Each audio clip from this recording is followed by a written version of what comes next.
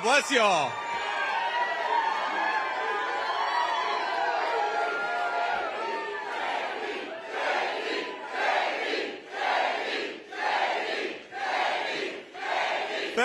Thank you, please. Oh, wow.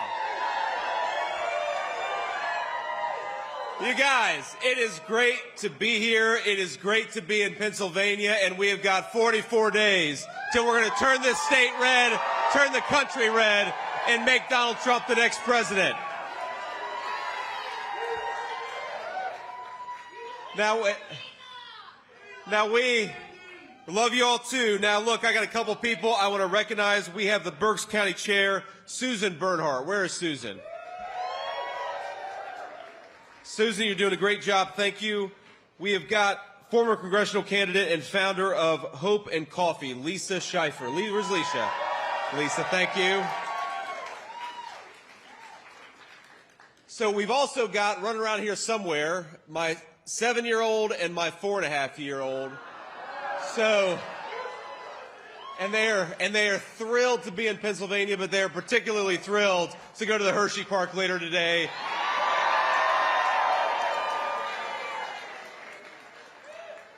And as a lot of you with kids will know, it's so amazing when you have kids and you see how innate their personalities really are.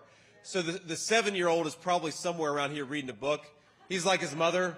And the 4.5-year-old is much more like his dad. He's probably trying to find a building to burn down or something like that. Just total Asian chaos. So I apologize. But Vivek, if you're listening, don't do anything crazy, please. We got to win Pennsylvania, and we can't let a 4.5-year-old prevent that from happening.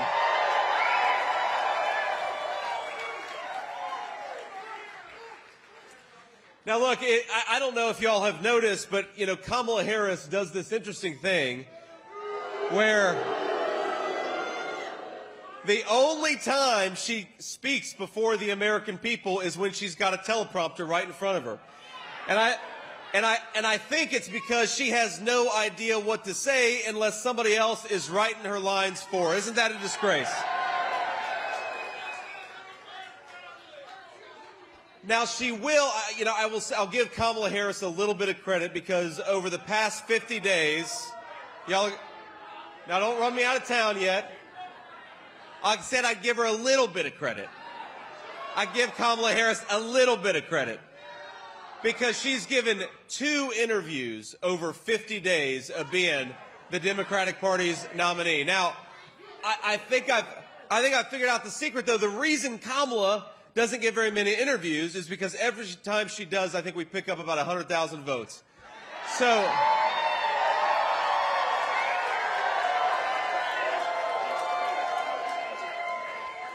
I guess Kamala's attitude is better hide from the American people, but Kamala Harris, there is no hiding from the wisdom of the voters of Pennsylvania, and in 44 days, you're fired.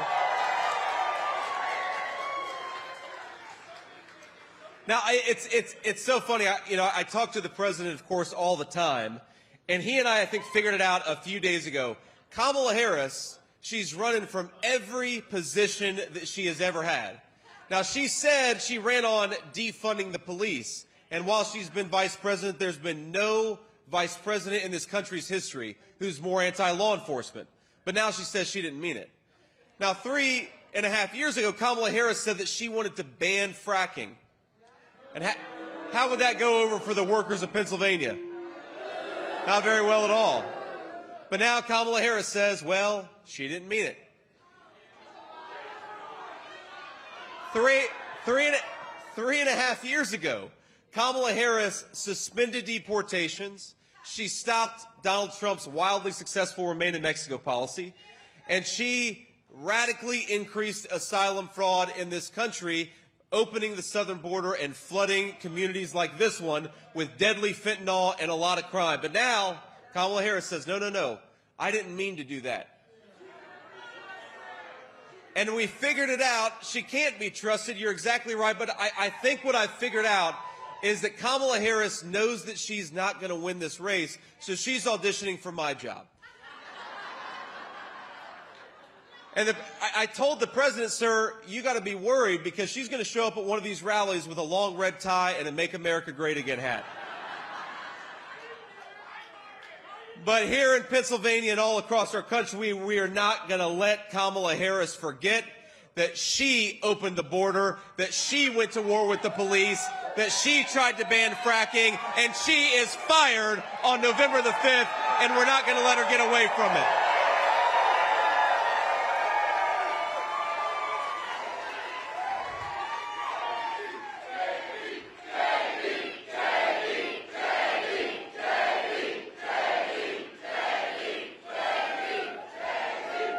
Now, this is our second stop here in Pennsylvania. We got in earlier this morning, and we stopped at a grocery store. And this goes to show you, I love my kids so much. They're so funny, but I brought them along with me. And the reason I brought them along with me is I'm very proud of my 4.5-year-old. Yeah, he's a bit of a wild child, but he and his mom have been doing reading lessons, and they did their 100th reading lesson this morning. So I'm a very proud father, but that's why they're with me. As one of their rewards is they get to ride around the beautiful state of Pennsylvania with me.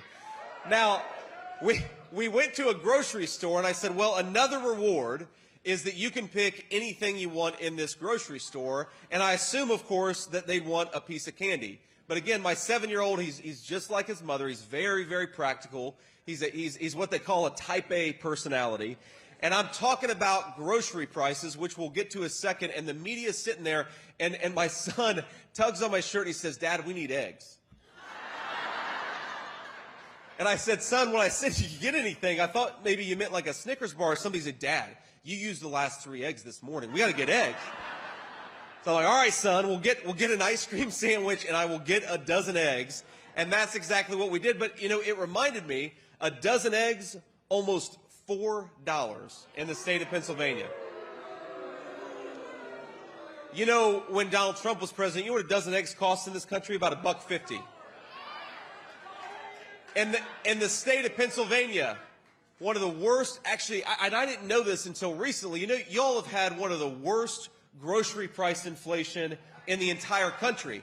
A gallon of milk costs $4.28. Thanks, Kamala Harris.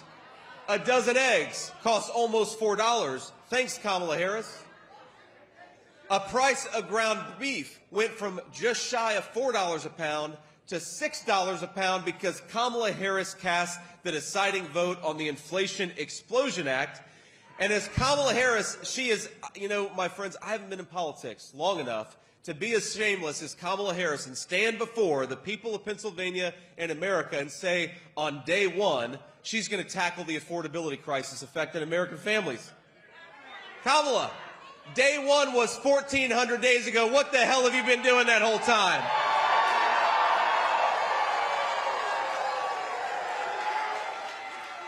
If she wants to do something to fix the very problem she created, there is nothing stopping her. You get to work right now, Kamala Harris. Stop talking about what you're going to do and actually go out there and do it.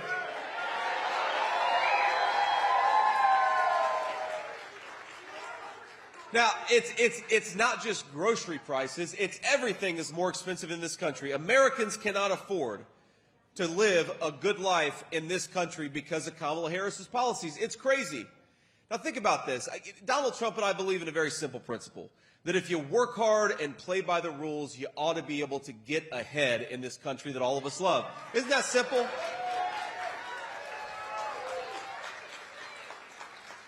That is right, man. That is the American dream.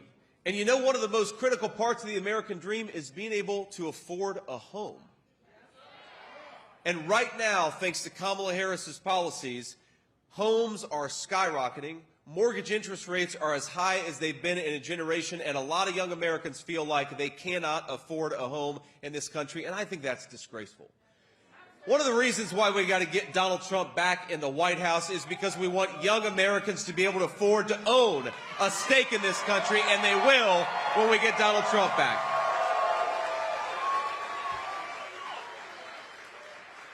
Now, here's the thing. This is not rocket science, right? Why have homes gotten so expensive? Well, 2 reasons. Number one, Kamala Harris cast the tie-breaking vote, the deciding vote on the Inflation Explosion Act. That shot interest rates through the roof.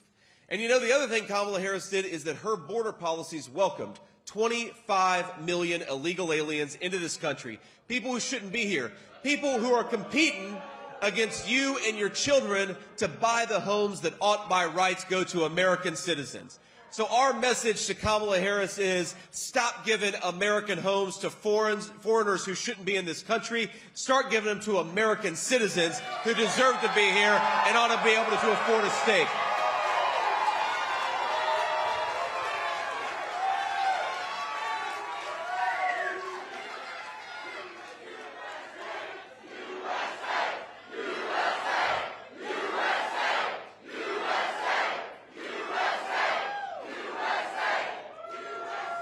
Now, unfortunately, my friends, we know that it is not just higher housing prices and higher grocery prices and, yes, overcrowded schools. That's not the only consequences of illegal immigration, thanks to Kamala Harris's open border, because there's a lot of crime.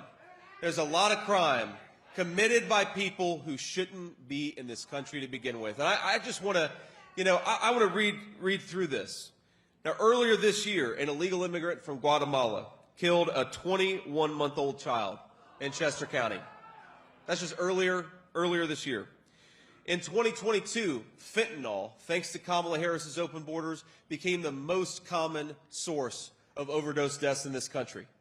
Thank you to Kamala Harris, who allowed the Mexican drug cartels to turn our country into a drug trafficking zone. There are a lot of people who are dying of drug overdoses, a lot of lives who've been ruined because of that. And ladies and gentlemen, you know one of the things I really love about our country, and I believe that every single person in this room would agree with me, is the American dream is not just a dream for people who did everything right all the time.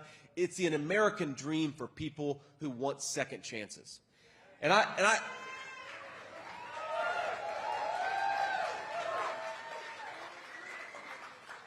I believe that in this country we can have more second chances if we just get smarter policies. And this is something that is very personal to me, because those two beautiful boys that are running around outside, they have gotten a second chance with their grandmother, my mother, because this is a great and generous country. Now,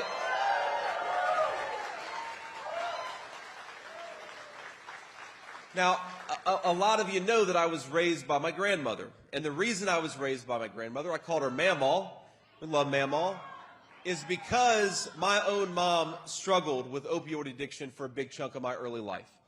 And I remember being that teenager at my mom's bedside, begging and praying to God that she would wake up from whatever she had taken. And what I worry about is that there are a lot of kids and a lot of grandparents who are having those exact same prayers go unanswered because of the poison that Kamala Harris has let come into this country. Now, I am proud, I am so proud of her, that Mom is close to 10 years, coming January, 10 years clean and sober for my mom.